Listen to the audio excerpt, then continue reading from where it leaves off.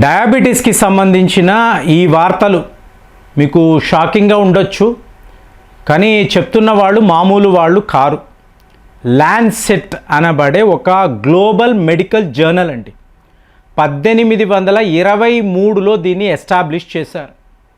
So వాళ్ళు కొన్ని బిత్తరపోయే నిజాలు డయాబెటీస్కి సంబంధించి, అంటే మీ జీవితము చాలా మామూలుగా హ్యాపీగా మీకు నచ్చినట్టు ఏవో తింటూ తిరుగుతున్నారు, సడన్గా మీకు డయాబెటీస్ వచ్చింది, మీరు ఈ మందులు వాడాలి, జీవితాంతము వాడాలి అన్నప్పుడు అతలాకుతలం అయిపోయే వాళ్ళు ఎంతోమంది ఉన్నారు. ఇంకా చెప్పాలంటే భారత్లో 90 మిలియన్ డయాబెటీస్ పేషెంట్స్ ఉన్నారు. ఇందులో నిజంగా డయాబెటీస్ వచ్చిన వాళ్ళు ఎంతమంది? ఇదే క్వశ్చన్. ఎందుకు ఇలా చెప్తున్నానంటే, ఇప్పుడు మీకు HbA1c అంటారండి. ఇది ఒక గోల్డెన్ స్టాండర్డ్ లాగా భారత్లో మీకు ప్రతి ఒక్క మెడికల్ ఇన్స్టిట్యూషన్ ఫాలో అవుతారు, హాస్పిటల్స్, డాక్టర్స్. HbA1c ఎంత ఉందండి దీన్ని చూస్తారు. ఇప్పుడు మీకు 5.7 ఉంది అనుకోండి, 5.7 పాయింట్స్ పర్సంటేజ్ అని అనుకోండి. సో మీరు నాన్ డయాబెటిక్ అండి అంటారు.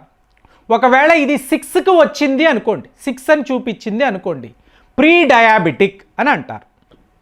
అదే 6.5కి వస్తే మీకు డయాబెటీస్ వచ్చేసిందండి, మీరు మందులు వాడాలి అని చెప్తారు. ఇది ఎంతవరకు నిజం అంటే, ఒక్కసారి మీరు డయాబెటిక్ పేషెంట్ అనిన తరువాత మీకు ఫార్మా రంగంలో కొత్త కస్టమర్, మీ ద్వారా వాళ్ళకి వేల రూపాయల ఆదాయం. కాబట్టి మ్యాక్సిమం మీకు డయాబెటీస్ ఉన్నట్టుగానే అందరూ ఒక పిక్చర్ని ఇస్తారు. ఇవాళ ఇది ఎలా ఉందో చెప్పమంటారా? US నుంచి రిపోర్ట్స్ వస్తూ ఉంటాయి, మిత్రులు రిపోర్ట్స్ పంపిస్తారు, మాకు ఇలా డయాబెటీస్ వచ్చిందని అంటున్నారండి, మరి ఇది నిజమేనా, మేము ఎలాంటి మందులు వాడాలి, మీ సలహా ఏంటి, ఇవన్నీ అడుగుతూ ఉంటారు. మీకు చూసారో అనుకోండి ఆ పారామీటర్స్ 6 ఉంటుంది.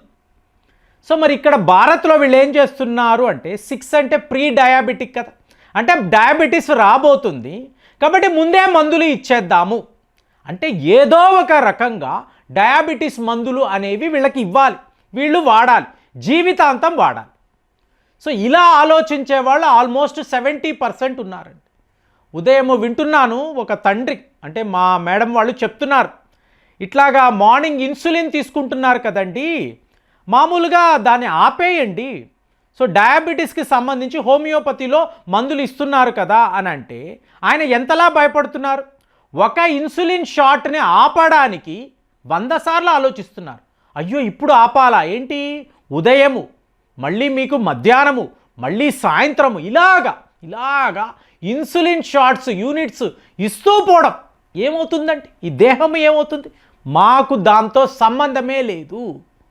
సో ఇప్పుడు ఈ ల్యాన్సెట్ వాళ్ళు ఏం చెప్తున్నారు అంటే, ముఖ్యంగా భారత్ లాంటి దేశం, చైనా తరువాత హయ్యెస్ట్గా డయాబెటీస్ ఉండే దేశం మనదే భారతదేశం. 90 మిలియన్ అని చెప్తున్నాను, 90 మిలియన్ పేషెంట్స్ ఉన్నారు. ఇప్పుడు మీరు అనీమిక్గా ఉన్నారండి. అనీమియా అంటే మీకు తెలిసే ఉంటుంది, రక్తహీనత అంటే మీ రక్తంలో హిమోగ్లోబిన్ అనబడే ప్రోటీన్ ఉంటుంది చూసారా, తగ్గిపోవడం, అంటే ఐరన్ డెఫిషియన్సీ వల్ల కూడా ఇలా జరుగుతుంది. ఎన్నో కారణాలు, మీరు అనీమిక్గా అవ్వడానికి మీకు ఎన్నో కారణాలు, కానీ అనీమిక్ అయ్యారు అంటే క్యాన్సర్ దాకా కూడా వస్తుంది అని చెప్పి మాట్లాడాం. అలాంటిది ఇప్పుడు మీరు అనీమిక్గా ఉన్నారు కదా, రక్తహీనత ఉంది, ఇప్పుడు మీరు డయాబెటీస్ టెస్ట్కి వెళ్తున్నారు. ఏముంది, మామూలుగా కంప్లీట్ బ్లడ్ పిక్చర్ని వెళ్తారండి. మీరు చేసుకున్న తరువాత మీకు ఒక 6% HbA1c చూపించింది. వెంటనే మీరు ప్రీ డయాబెటిక్, త్వరలోనే మీకు డయాబెటీస్ రాబోతుంది అని అన్నారు అనుకోండి, మీరు ఏం ఆలోచిస్తారు?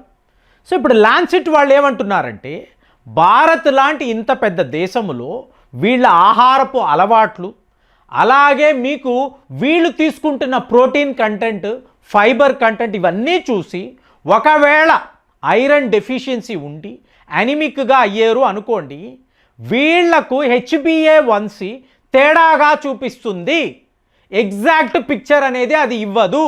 అంటే మీకు డయాబెటీసే లేకపోయినా కూడా మీరు అనీమియాతో ఉండడంతో మీకు HbA1c లెవెల్స్, HbA1c అంటే ఏంటండి, మీ బాడీలో రక్తములో మీకు ఈ ప్రోటీన్ అంటున్నాను చూసారా, దీనికి అతుక్కుపోతున్న షుగర్ లెవెల్స్.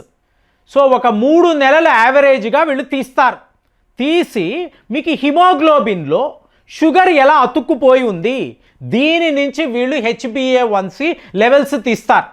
ఒకవేళ మీకు రక్తహీనత ఉంది అనుకోండి, ఎక్కువ చూపిస్తుంది. అంటే మీరు డయాబెటిక్ కాదు, కానీ మీరు అనిమిక్గా ఉన్నారు కాబట్టి షుగర్ లెవెల్స్ ఎక్కువ చూపిస్తుంది. మీరు నిజంగానే మధుమేహ వ్యాధిలో మీరు బాధపడడం లేదు. ఇది నిజం. ఇది లాన్సెట్ వాళ్ళు ఇచ్చిన రిపోర్ట్. కాబట్టి ఇప్పుడు ఓరల్ గ్లూకోజ్ టెస్ట్ అని అంటారు.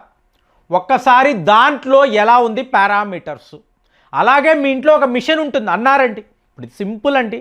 మీరు ఒక పెళ్ళికి వెళ్ళారు, ఆ రోజు రాత్రి మీరు కూల్ డ్రింక్ తాగారు, ఐస్ క్రీమ్ తిన్నారు, లేట్గా 11 గంటలకి భోజనం చేశారు, ఫ్రెండ్స్తో తిరిగారు, ఒక 1 గంట దాకా టైం స్పెండ్ చేసి ఇంటికి వచ్చారు. రేపు మీరు ఆఫీస్కి వెళ్ళారు, అక్కడ ఫ్రీ హెల్త్ చెకప్ చేస్తున్నారు. సరే అని మీరు మీ బ్లడ్ శాంపుల్ చూపించారు, మీకు 6.2 అని చూపించింది HbA1c. అక్కడ కూర్చున్న ఎక్స్పర్ట్ ఏమంటారు, ఏమండి మీకు డయాబెటీస్ వచ్చేసింది, మీరు మందులు వాడాలి, జీవితాంతం వాడాలి అని అనేస్తారు. అంటే ఆ రోజు రాత్రి ఏం జరిగిందో ఈయనకు తెలియదు. అసలు ఇలాగ కూల్ డ్రింకులు ఐస్ క్రీములు కంటిన్యూస్గా తీసుకోవడం వల్ల డయాబెటీస్ వస్తుందన్న నిజము మీకు తెలియదు. చూసేసి బాబోయ్ నాకు డయాబెటీస్ వచ్చేసిందా, జీవితాంతం మందులు, అంటే హాయిగా ఉన్న జీవితము ఒక్కసారిగా అప్సెట్ డౌన్ అయిపోతుంది. ఇక లైఫ్ లాంగ్ మీరు మాత్రలు వాడాలి కదా. ఇంకా ఎక్కువైతే ఇన్సులిన్ పొద్దున్న మధ్యాహ్నము రాత్రి పొడుచుకుంటూనే ఉండడం. ఇది ఎంతవరకు నిజం? నిజంగానే ఇలా జరుగుతుందా అంటే లాన్సెట్ వాళ్ళు అలా ఉండదండి అని చెప్తున్నారు. అలా ఉండదు. ఒక్కసారి చూశారు 6.1 6.2 HbA1c వచ్చింది, మీరు వెంటనే ఏం చెయ్యాలి? ఈ కూల్ డ్రింకులు ఐస్ క్రీములు మీకు బర్గర్లు పిజ్జాలు ఈ చెత్తా చెదారం అంతా మానేయాలి. మానేసి మళ్ళీ ఇంకొక 3 నెలలు వెయిట్ చేయాలి. సో ఇవన్నీ లేవు కదా, సో మళ్ళీ నార్మల్ అయిపోవచ్చు కదా. అలాంటప్పుడు ఒక 3 నెలల తర్వాత చెక్ చేశారు, మీకు 6 వచ్చింది, తగ్గింది కదండి. ఇంకొక 3 నెలలు టైం ఇవ్వాలి. వీళ్ళు ఎవరో చెప్పారు అని మందులు రాశారు, వెంటనే మందులు తీసేసుకుంటున్నాం, వెంటనే ఇంజెక్షన్లు పొడుచుకుంటున్నాం. ఏమండి ఒక టీనేజ్ అమ్మాయి అండి ఇలాగ 3 పూటలా ఇన్సులిన్ వేసుకుంటూ ఉండాలి అంటే, ఒక అబ్బాయి ఇలా ఉండాలంటే ఎంత కష్టము. మీకు ఎన్నో మార్గాలు ఉన్నాయి కదా. ఇప్పుడు మీకు 300 చూపించిందండి డయాబెటీస్. నెక్స్ట్ డే ఉపవాసం ఉండండి, ఏమీ తినకండి, మజ్జిగ ఉపవాసం ఉండండి, లేదా పళ్ళ రసాలు తీసుకోండి, మీ షుగర్ లెవెల్స్ తగ్గిపోతాయి కదా. సో మరి అప్పుడు దాన్ని ఏమంటారు? చెక్ చేసుకుంటారు, తగ్గాయి కదా. సో ఇలా ఒక నెల రోజులు నేను ఉన్నాను అంటే నేను నార్మల్ అయిపోవచ్చు కదా. అవకాశాలు ఇప్పుడు ఇవాళ అందరూ కూడా రివర్సల్ ప్రోగ్రామ్ అని మాట్లాడుతున్నారు. ఏమిటి? టోటల్గా కార్బోహైడ్రేట్స్ని కట్ చేయడం, షుగర్స్ అనేవి ముట్టుకోకపోవడం, ఓన్లీ మీకు ఏది హెల్దీ ఫుడ్ అది మాత్రమే తీసుకోవడం. ఇప్పుడు ఈ మెట్ఫార్మిన్ అని ఇస్తున్నారు కదండి. ఇవాళ స్టడీ ఏం చెప్తుంది? డయాబెటీస్ వాళ్ళు ఇలాగా చిక్కిపోవడానికి అతి ముఖ్యమైన కారణము మెట్ఫార్మిన్. సో ఈ మెట్ఫార్మిన్ మాత్రలు వేసుకోవడం వలన మీకు ల్యాబ్లో ప్రూవ్ చేశారు, అవును అది ఖచ్చితంగా మీకు డయాబెటీస్కి పనిచేస్తుంది. ఓకే, కానీ ఇలా వెయిట్ లాస్ అన్నప్పుడు చూడండి మీకు సైడ్ ఎఫెక్ట్స్, అంటే ఒకదానికి వెళితే ఇంకొక సమస్య వస్తుంది. ఇలా మీరు కంటిన్యూస్గా ఇన్సులిన్ తీసుకున్నారు, కంటిన్యూస్గా డయాబెటీస్ మాత్రలు వాడుతున్నారు అనుకోండి, రేపు కిడ్నీలు పాడవుతాయి, లివర్ పాడవుతుంది, కొత్త రోగాలు వస్తాయి. ఎవరైనా మనల్ని కాపాడగలరా? దానికి మళ్ళీ కొత్త మందులు. అంటే ఒక రోగముని వెళితే ఒక మాత్రకి బదులుగా 10 మాత్రలు అవుతాయి. ఇదే కదండి థియరీ. మరి అలాంటప్పుడు ఒక డయాగ్నోస్టిక్ సెంటర్లో తప్పుగా హ్యూమన్ ఎర్రర్ అండి. ఇవాళ హ్యూమన్ ఎర్రర్ ఎంతలా ఉందంటే జస్ట్ వీళ్ళు ఫోన్లు చూసుకుంటూ ఒక నంబర్ని తప్పుగా కొడితే మీ జీవితమే మారిపోతుంది. అలాంటి రిపోర్ట్స్ కూడా చూస్తున్నాం. కాబట్టి ఒకసారి వచ్చింది ఆహా అని అనుకోకండి, మళ్ళీ చెకప్ చేసుకోండి. అప్పుడు ఫైనల్గా ఎస్ నాకు డయాబెటీస్ ఉంది లేదు అనే నిర్ధారణకు మీరు రండి. ఇదే లాన్సెట్ స్టడీలో క్లియర్గా వాళ్ళు చెప్తున్నారు, అమెరికా వేరు భారత్ వేరు, దయచేసి డయాబెటీస్ విషయంలో జాగ్రత్తగా ఉండండి అని చెప్తున్నారు. మరి ఇలాంటి జాగ్రత్తలు మనము తీసుకుంటున్నామా? మీకేమనిపిస్తుంది? కామెంట్స్లో రాయండి. మళ్ళీ వచ్చే వీడియోలో కలుద్దాం. జై హింద్.